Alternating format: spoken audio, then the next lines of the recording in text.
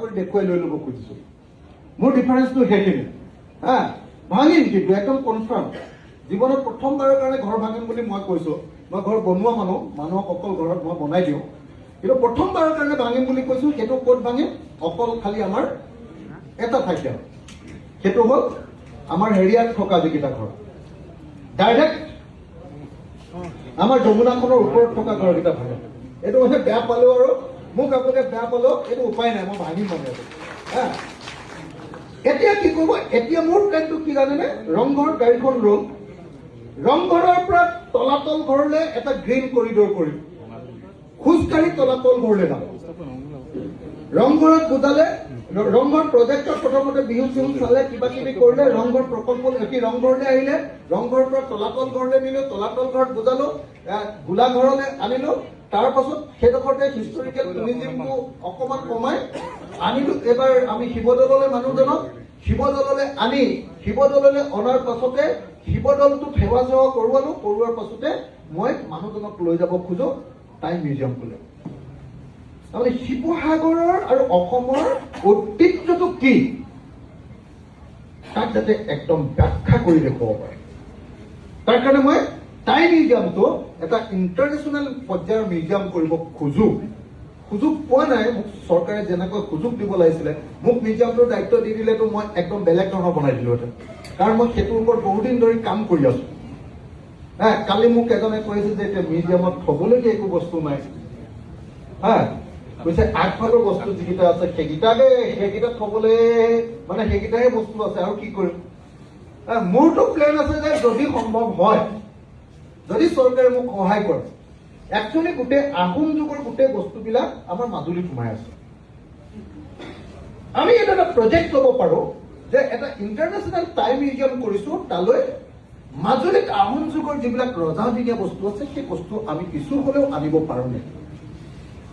এইটো লাগে নে নালাগে? কি ভাবে আপোনালোকে?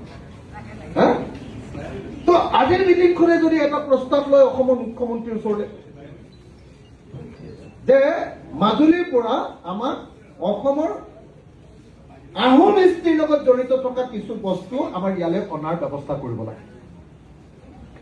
আৰু এটা ডাঙৰ বস্তু আছে, আহোম যিখন বুৰঞ্জী, একদম ডাইৰেক্ট হাতে লিখা যিখন বুৰঞ্জী, তাৰ সকলোবিলাক টাই বুৰঞ্জী সংৰক্ষিত হৈ আছে আমাৰ কটন কলেজৰ সন্মুখৰ পুৰাতত্ব বিভাগত। কি কয় এইটো? আৰ্কিঅলজিটো নহয়, মানে এইটো কি কয়? প্ৰত্নতত্ত্ব কি কয় এইটো?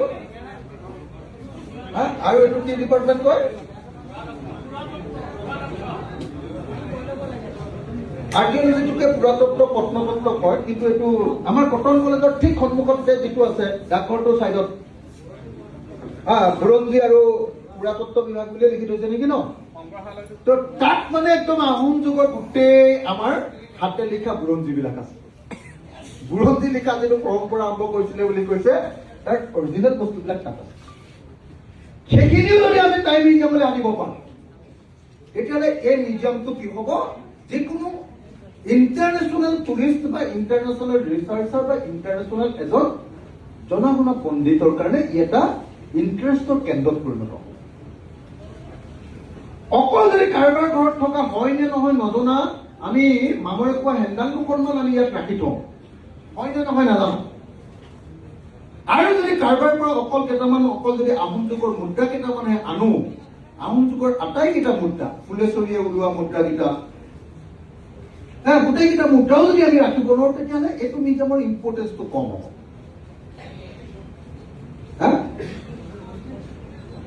তো মুদ্ৰাৰ এটা ছেকশ্যন, হেন্দামৰ এটা ছেকশ্যন, পুথি পাতি বিলাকৰ আমাৰ কি কয় বুৰঞ্জী বিলাকৰ এটা ছেকশ্যন, আৰু বাকীটো ঢেৰ আছে। মানে যিমান মই মানে চববিলাক এতিয়া কৈ থাকিলে আপোনালোকে আমনি পাবগে পিছত।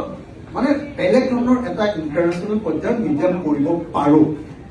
কিন্তু সেই মিউজিয়ামটো যদি আজিৰ দিনটো, কালি মই টাইম মিউজিয়ামটো যেতিয়া চাবলৈ গৈছো, মই গোটেই বস্তুখিনি চিজিল কৰি দিছিলো, কিন্তু তাত কালি দেখিলো যে গৈ দেখিলো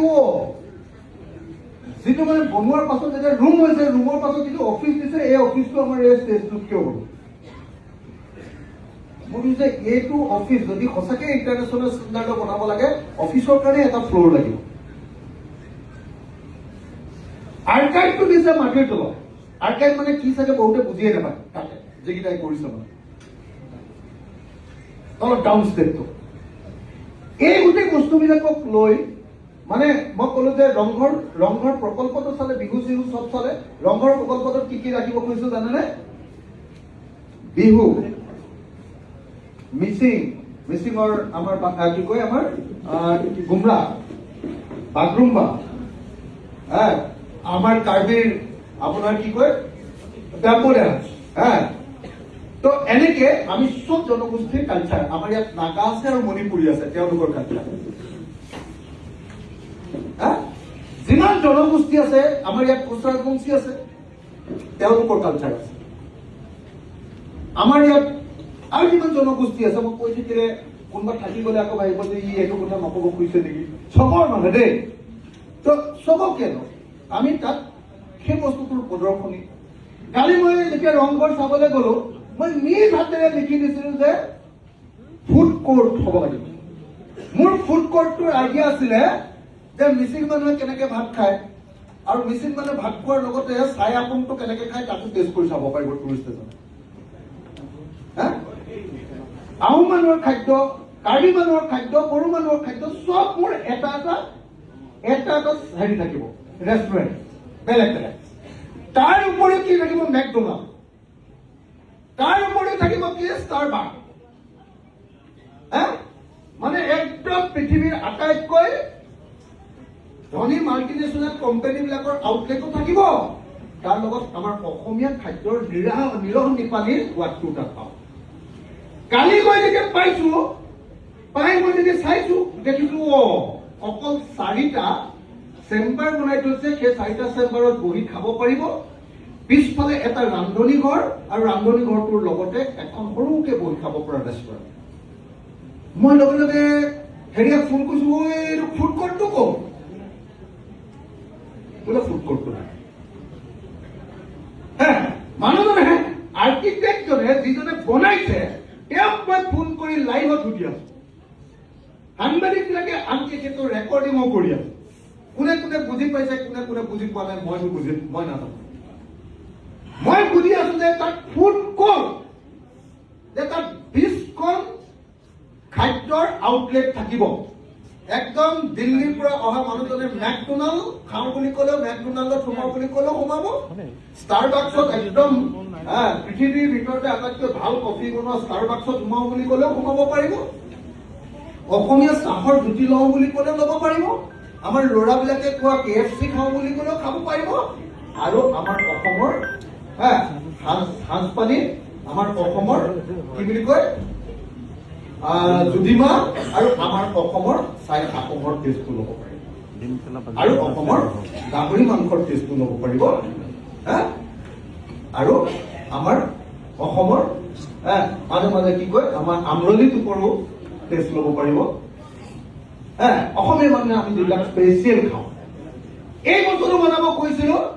এতিয়া ইমানখিনি মিটিঙত মই নিজেই মাইনাছত আমুকটো কৰিব লাগিব, তামুকটো কৰিব লাগিব। ঘৰৰ ডিজাইনটো চববিলাক দুমহলীয়া টাইপ কৰিব খুজিছিলো। মই কৈছিলো ৰংঘৰতকে ওখ ঘৰ হ'ব নোৱাৰে, কিন্তু ৰংঘৰতকে যে ওখ ঘৰ হ'ব নোৱাৰে বুলি ক'লো। সেইকাৰণে কি কৰিলে এই তলৰ ফাউণ্ডেশ্যনটোতে তললে নমাই দিলে। এতিয়া মইতো যিজন MLA মোক চব চাব নিদিয়ে। মইতো চৰকাৰী মানে MLA নহয়, এতিয়া মানে চৰকাৰী পক্ষৰ MLA নহয়, মোক চব চাব নিদিয়ে। তাৰপিছত মই ক'লো যে মই কাৰ্বিৰ থেৰাং বুলি কয়, কাৰ্বিৰ থেৰাং মানে কঁকালত বন্ধা তাঁতশাল। অসমত পাহাৰীয়া তাঁতশাল অকল কাৰ্বি আৰু ডিমাচাই হয় আৰু কুকিয়ে হয়। সেই তাঁতশালখন ৰাখিব খোজো। মই কৈছো তেনেকুৱা 10খন তাঁতশাল একেলগে ৰাখি থলে বিৰাট ইণ্টাৰেষ্ট পাওঁ। তাৰপিছত মিচিং, তিৱা আৰু যিমান প্লেইন ট্ৰাইবছ আছে, প্লেইন ট্ৰাইবছবিলাকৰ তাঁতশাল তাক আজিকালি ইংৰাজীত থ্ৰ'চাটল লুম্বা, আমাৰ মাহঁতৰ দিনত এনেকে উৰা মাকুট কি কয় ঠেলি দিয়া মাকুটৰ তাঁতশাল। সেইটো আজিকালি আমাৰ জাতিবিলাকে নবয়। এতিয়া অকল ট্ৰাইবেল জাতিবিলাকে, প্লেইন ট্ৰাইবেলবিলাকে বয় মাটি হাল। আজিকালি আমাৰ মানুহবিলাকে কোৱা ফ্লাই চাটল লুম। আমাৰ শুৱালকুছিত একদম traditionally fly shuttle লুম jacquard machine কৰে। সেইটো আৰু প্লাছ আমাৰ শিৱসাগৰটো ওলোৱা মইনা কথা গোটেইকেইটাৰ মই প্ৰদৰ্শনী কৰিব খুজিছিলো ঘৰটো বনাইছে যিখন এটা এটা যিবিলাক আৰ্টিজান ভিলেজ বনাইছে তাত 7টামান 8টামান ঘৰ আছে সেই 7টা 8টা ঘৰটোৰ এটা এটা 2খন তাঁতশালে ৰুম তাত কি আপুনি আৰ্টিজান কৰা ফল কৰিব দিয়া আইডিয়াটো 142 কোটি টকা খৰচ কৰিছো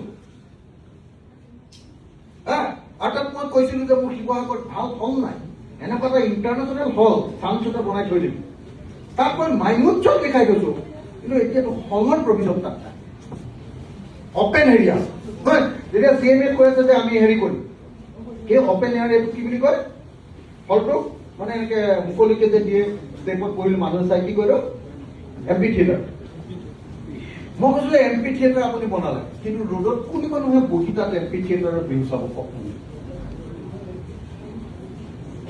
ভাবক ৰোডত বহি কোনোবাই এম্পি থিয়েটাৰত চাব পাৰিব এইটো অসম্ভৱ কথা সেইটো অকল সন্ধিয়াৰ আৰু সন্ধিয়া হলেও সেইটো আকৌ হেৰিয়াত নহব বাৰিষা দিনত নহব হা এতিয়া এম্পি থিয়েটাৰ যিটো বনালে সেইটো এই মঞ্চখনত সমানহে অকমান হেৰিটো আছে মাটিকালি ইমান কণ নাই 33 ফুট আৰু কিমান ফুট আছে নাচিবৰ কাৰণে বাকী মানুহ বহিবৰ কাৰণে কিন্তু 3000 কি হৈ গ'ল 3000 মানুহে যেতিয়া এই 33 ফুটৰ ইয়াতে কেইটা 10টা 15টা মানুহে নাচিব পাৰিব সিহঁতক তেতিয়া টিভিত চোৱাৰ নিচিনা লাগিব এই যিবিলাক কাজিয়া আমি হলো অনবৰতে কাম কৰি থকা মানুহ কাৰণে আমি আইডিয়াবিলাক বুজি পাওঁ কিন্তু এতিয়া যিবিলাকে বনাইছে এনে থিয়ৰিটিকেলি বনাইছে তো মই ক'বলগীয়া কথাটো আছিলে যে যেনেকে ৰংঘৰত এইটো দেখুৱালো ৰংঘৰত আকৌ লগে লগে কেৰিও দেখুৱাব খুজিছো দুটা এটা ডিজিটেল মানে আৰ্কাইভ মই কৰিব খোজো যে গোটেই আমাৰ হিষ্ট্ৰীটো ডিজিটেলি চাব আহোম কেনেকে আহিছিলে ক'ৰ পৰা আহিছিলে দৰকাৰ হ'লে তাত এখন মানে আজিকালি একদম কম্পিউটাৰ বনাব পাৰে বোলে চীনৰ ইউনানৰ পৰা আহিছিলে ইউনানৰ ক'ৰ পৰা আহিছিলে কোন ঠাইত কিমান ৰৈছিলে পুৰা তাৰ চিনেমাখন চাই লৈ আহিব পাৰে ক'ত কিমান দিন ৰৈছিলে কিয় ৰৈছিলে কিয়নো আহোমে আহোঁতে মাজে মাজে 2 বছৰ ৰৈ আহে 6 মাহ ৰৈ আহে তাৰ কাৰণটো কিবা আছে নেকি এইবিলাক বস্তু গোটেই বস্তুবিলাক তাতে দেখুৱাই দিব পাৰিব সেইটো এটা ডিজিটেল আৰ্কাইভ কৰিব বা লাইব্ৰেৰী কৰিব খোজো তাৰ লগত আকৌ মই দি থৈছো আপোনাৰ এইটো কি বুলি কয় আজিকালি অলপ কনচেপ্টটো হেৰি হ'ল চাউণ্ড লাইট এণ্ড চাউণ্ড সেইটো অলপ কনচেপ্টটো আজিকালি তাতকৈ ওপৰলৈ গুচি গ'ল সেইটো আমি পুখুৰীটোতো লেক দুটা বনাইছো তাতো কৰি ল'ব পাৰিম চান্স আছে এতিয়া তাকে তো মই সেইটো ৰংঘৰৰ গাত পেলাই লৈ কৰিম বুলি ভাবিছিলো যে ৰংঘৰৰ গাত পেলাই আহোমৰ গোটেই বুৰঞ্জীটো দেখুৱাই দিম আৰু আহোমৰ বুৰঞ্জীটো লগে লগে গোটেই অসমীয়াৰ বুৰঞ্জীটো থাকিব টোটেল অসমীয়া থাকিব এতিয়া এই ধৰণে প্লেন কৰি তেওঁক আনি মই ৰংঘৰ তাৰপিছত দেখুৱালো তাৰপিছত তেওঁক আনি আমি তলাতল ঘৰ দেখুৱালো তাৰপিছত গোলাঘৰ কৈ আমি হেৰিয়ালৈ আহি গলো কি কয় আপোনাৰ শিৱদৌলত সেৱা ললে যদি কোনোবাই ল'ব খোজে শিৱদৌলটো চোৱাৰ পাছত কোনোবাই সেৱা ল'ব কোনোবাই ইতিহাস হিচাপে চাব হেৰিটেজ হিচাপে চাব তাৰপিছত আমি ইয়াত টাইম মিউজিয়ামটোত আনি তেওঁ মাথাটো ঘোলা কৰি এই যেতিয়া এনেকে তাৰ পাছত এইটো চোৱাৰ পাছত যে টাইম মিউজিয়ামত ইমান দেৰি চালে তাৰ পাছত মই মানুহজনক ৰিফ্ৰেছ কৰিবৰ কাৰণে মই গোটেই শিৱসাগৰ পুখুৰীটোৰ পাৰত কি কৰিছো এতিয়া হেৰিটেজ ৱাক কৰিবৰ কাৰণে হেৰি বনাই আছো হেৰিটেজ ৱাক কৰিবৰ কাৰণে আপোনালোকে দেখিছে চাগে পুখুৰী পাৰটো মই বিউটিফিকেশ্যন কৰি আছো আৰু গোটেই পুৰণি যুগৰ নিচিনাকে তলৰ ইটাবিলাক আহোম যুগৰ নিচিনাকে মই দি বাহিৰৰ পৰা আমি ভগাই আনিছো হেৰিবিলাক আনি সেই বস্তুবিলাক কৰিবৰ কাৰণে চেষ্টা কৰিছো যাতে তাতে ঘূৰিলে আৰু ঘূৰাৰ পাছত আমাৰ জেলখন উঠি যাব সেই জেলখনৰ গোটেই ঠাইখিনি এখন অপেন পাৰ্ক শান্তিৰে তাৰপিছত মানুহে 9টা 10টালৈকে থাকিব পাৰিব এই গোটেইখিনি ব্যৱস্থা যদি কৰি নিদিওঁ তেতিয়াহ'লে মানুহজনে শিৱসাগৰত নাথাকে আৰু শিৱসাগৰত যদি নাথাকে তেতিয়াহ'লে শিৱসাগৰৰ বিজনেছ নহয় মোক লাগে বিজনেছ টুৰিজিম বিজনেছ মই শিৱসাগৰত মানুহজনক 3 দিন ৰাখিব লাগে এনে আহিলে পিকনিকৰ নিচিনাকে নিজৰ পইচা খৰচ কৰি আমাৰ হেৰিটো লেতেৰা কৰি থৈ গুচি গ'ল তলাতল ঘৰৰ আগফাল তাৰ পাছত মই মোৰ পইচা খৰচ কৰি আকৌ লেবাৰ লগাই চাফা কৰিম প্ৰত্যেকবাৰ কি লাভ হৈছে মই এইটো টুৰিজিমৰ পৰা আগফালৰ কেইখনমান দোকান আছে, তাৰ বাহিৰে আৰু একোৱে লাভ নাই। না আমি অসমীয়া জাতিক কিবা এটা বিক্ৰী কৰিব পাৰিছো, না অসমীয়া খাদ্য কিবা খুৱাব পাৰিছো, না অসমৰ সেই ইতিহাসৰ লগত জড়িত কিবা এটা বস্তু বিক্ৰী কৰিব পাৰিছো, একোৱে নাই আমাৰ। মই মানুহজনক 3 দিন ৰাখিব খোজো। ষ্টুডেণ্টটো আহিলে, এইবাৰৰ পৰা শিৱসাগৰলৈ আহিলে যাতে 2খন বাছ লৈ আহিছে, সেই 2খন বাছত যাতে মই 3 দিন ৰাখিব পাৰো। এদিন মই সেই ৰংঘৰতে ৰাখি দিলো, তাৰপিছত মই শিৱসাগৰ টাউনখনৰ বাকী ওচৰে পাজৰে নি একদম চৰাইদেউলৈকে নিলো নেক্সট ডে। 3rd ডে মই গাঁও অঞ্চলটো ঘূৰালো। সেইটো দাজিমুখ হ'ব পাৰে, সেইটো দিখৌমুখ হ'ব পাৰে, কি কয় দিখৌমুখ হ'ব পাৰে, সেইটো আমাৰ কি কয় দিচাংমুখ হ'ব পাৰে, বা আমাৰ নগাগাঁও হ'ব পাৰে, আমাৰ মণিপুৰী গাঁও হ'ব পাৰে, নহলে আমাৰ একদম নিৰনিপালী অসমীয়া গাঁও হ'ব পাৰে। আৰু আটাইতকৈ ইম্পৰ্টেণ্ট আৰু এটা বস্তু আছে, কি আমাৰ অসমীয়া জাতিৰ একদম পুৰণি মুছলমান সমাজ, তেওঁলোকৰ জীৱন যাত্ৰা হ'ব পাৰে। তেওঁলোকে কেনেকুৱা খাদ্য খায়, অসমীয়া মুছলমানৰ খাদ্যই হেৰাই গৈছে এতিয়া। তাত কেনেকুৱা ডেলিচিয়াছ এখন ধুনীয়া হোটেল হ'ব পাৰে অসমীয়া মুছলমানৰ হোটেল। আপোনালোকে দিল্লীলৈ যেতিয়া যায়, ভাল খাদ্য খাওঁ বুলিলে কলে যায় বা কওকচোন।